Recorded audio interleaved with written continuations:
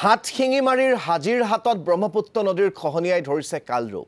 চপৰা চপৰে নৈৰ বুকুত জাহ গৈছে খেতিপথাৰ ঘৰবাৰী। নদীৰ বুকুত জাহ গৈছে প্ৰায় ১৮ শতাধিক পৰিয়ালৰ ঘৰ-দুৱাৰ।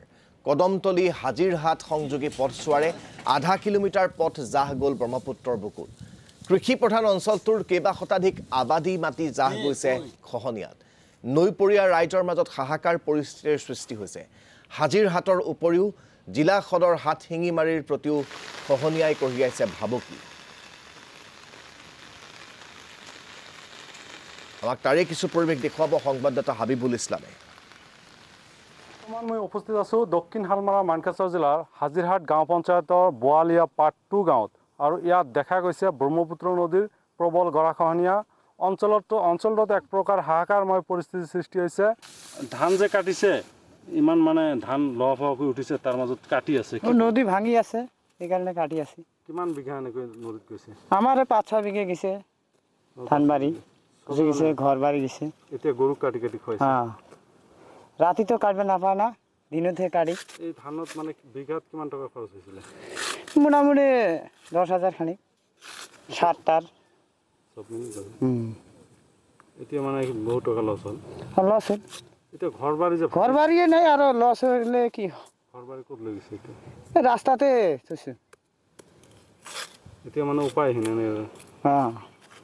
আৰু ইয়াৰ স্থানীয় লোক আছে, আমি তেখেতৰ সৈতে কথা পাতিম। কৃষকগৰাকীয়ে কৈছে যে তেখেতৰ এতিয়া থাকিবৰ ঠাই নোহোৱা হৈছে।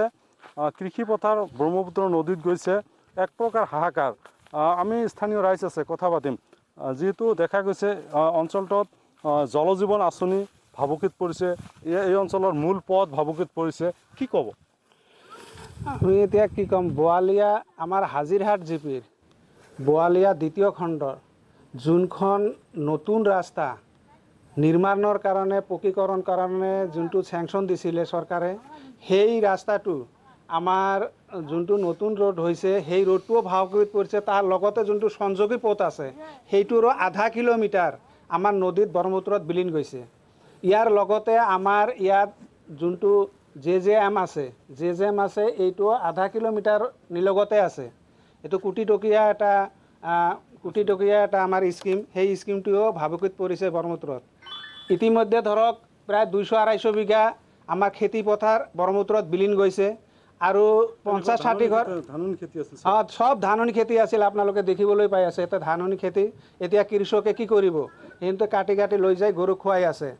আৰু ইয়াত ধৰক ৫০-৬০ ঘৰ মানুহ এই ব্ৰহ্মপুত্ৰত ইহঁতৰ তাৰমানে মৰমৰ ঘৰখিনি বিলীন গৈছে।